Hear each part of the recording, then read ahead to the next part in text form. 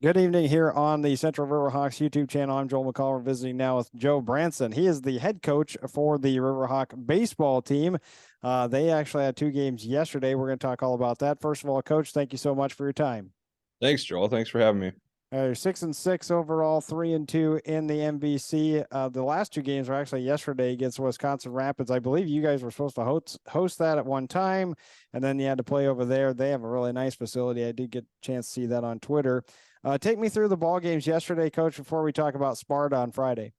Um, so we just struggled to not allow a big inning again. First game we were up right away, and then we ended up giving up 8 in the inning.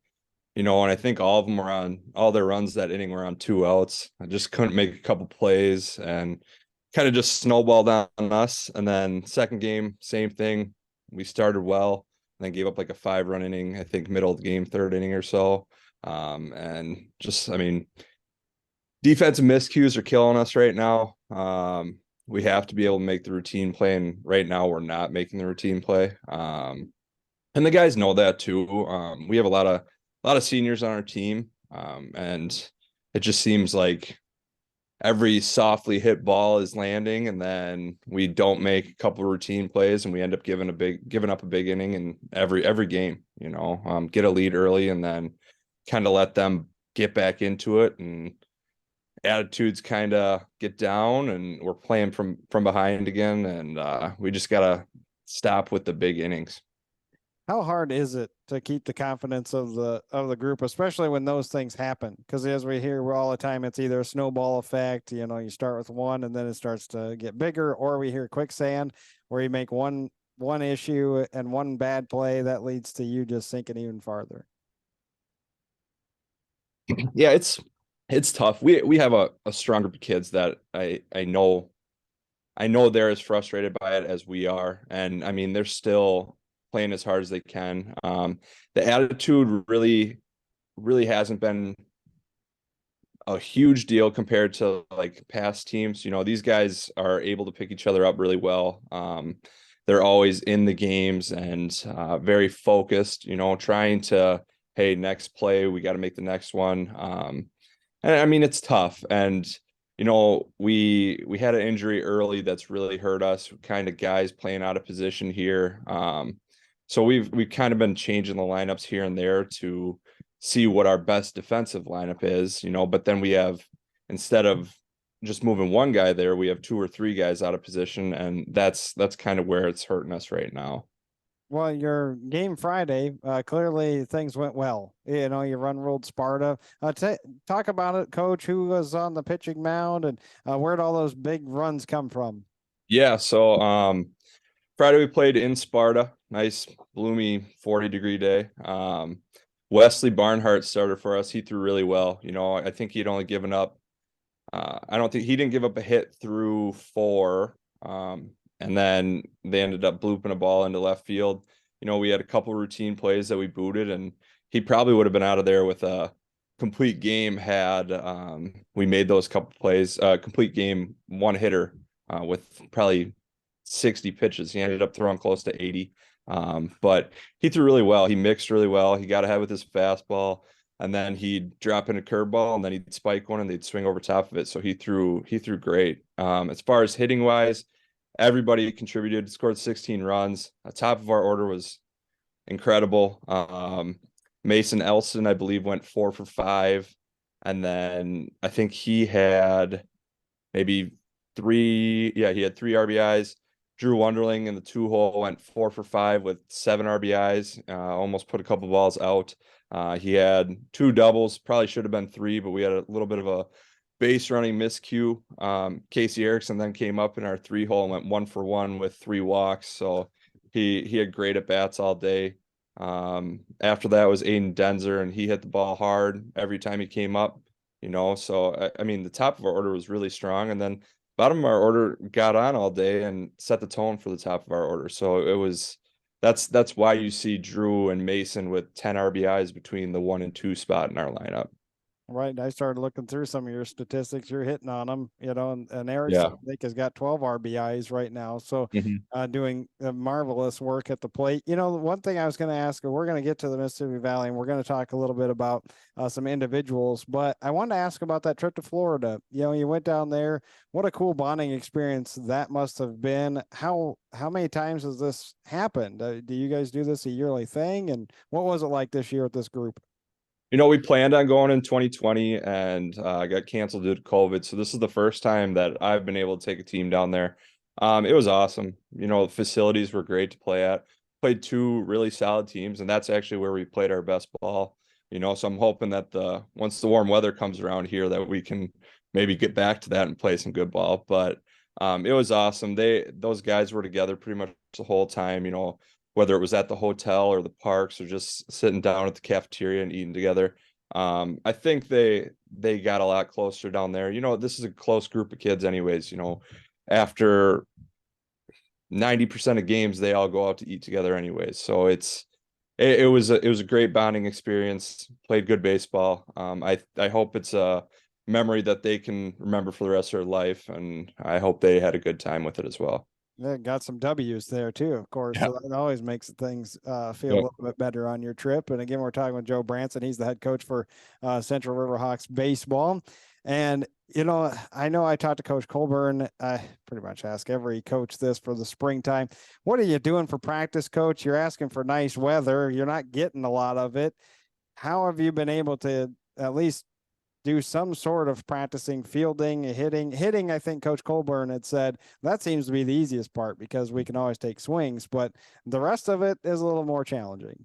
Yeah, it is. I don't know if we got outside last week other than our games, but I think we were probably the only team in conference to play all of our scheduled games last week. So I mean, that's a credit to Mr. Ambrose for rescheduling everything and moving everything for us. But as far as inside, we get a lot of swings in. We do as much defensive work as we can on the gym floors, but I mean that's not necessarily realistic when it carries over to our games. We do have the benefit of playing on turf when we're at home, and yesterday in Rapid, so that's nice. But when we get out to dirt and grass infields, you can tell we've struggled a little bit there. So we do everything we can, get a ton of swings in, hit a bunch of balls off the tee, try and throw as long as we can in there. We take up Hackett and use all three courts. So it's been a struggle, but I mean, everybody else is going through it too. All the other conference teams are likely inside as well, not getting out there. So it is what it is, and we just got to keep getting better every day and focusing on our next game. And I think we'll be okay. That's why fielding is such an issue sometimes because of you're talking turf. Well, and then you go to a dirt field, then you go Mhm. to a grass field. And they all play a little bit different. I'm not Yeah. a very good baseball player, never was, but I do know that. And for the Mississippi Valley, then you split with Onalaska. Obviously, we talked about Sparta too and got that win over them. Lost to Aquinas. Overall, Coach, what's the MVC like? Alaska was strong. They had good at bats both games we played them. They really made us work from the mound, and then they were very aggressive on the base paths. Aquinas same way. Their pitchers threw really well. We had a lot of solid hit balls. They played their defense a little bit more in the gaps and took that away a lot. So they left the lines open, and we didn't. I mean, everything we hit hard, it seemed like they caught, and then they played really well defensively. I think those two teams are going to be really strong in the MVC. Obviously, Aquinas, I don't know if they're 4-0 or 5-0 in conference, but they're up top, and everybody's chasing them now. I think they're going to be tough to catch, tough to beat. They're a really good team. They don't have a lot of flaws in their lineup right now, and they're playing really well. So. Well, you got a lot of games coming up. We know that the schedule is going to get packed. You don't even know what Copeland's going to be doing because we haven't even hit the crest yet. So we might have that thing might be underwater here soon. But you're going to have a lot of games. You obviously have to kind of keep arms fresh. Denzer, as you said, I think he's 3-0 unless he pitched yesterday. He did So not throw yesterday. okay, so he's 3-0. You got a lot of other arms. How is the pitching rotation? Do you have an idea of, boy, if we get 4 or 5 games in a row here, how do we keep our bullpen up and running and fresh arms and be ready for anything that might happen in these next couple weeks. Yeah, we got like 3 or 4 guys that we'll probably rely on during the week. Obviously Denzer, like you said, Mason Elston, Wesley Barnhart, who has thrown awesome this year, and then Drew Wonderling. He started yesterday, but he'll primarily be a reliever during those conference games for us. You know, it's so tough with him to take him out from behind the plate because he's so good back there. But then on weekends, Tyler Young's throwing the ball really well. He went 6 innings yesterday, gave up 5 runs, but only 1 was earned. It was just kind of same thing where we couldn't make a play behind him. And if we did, he probably throws a complete game and gets a W, you know? So, and then we have our shortstop who kind of same thing with Wonderling, Austin Zemi. We don't want to take him out of his shortstop position. So it's been tough to get him on the mound. We had a couple younger guys. Eric Ramzier came in through yesterday a little bit. He threw well, had to play third base a little bit for us. And then Dawson Lappick threw well yesterday as well, you know. So we do have the arms. We played 5 games this week and made it through all right. Obviously would have liked to come up with a couple more W's, but Right.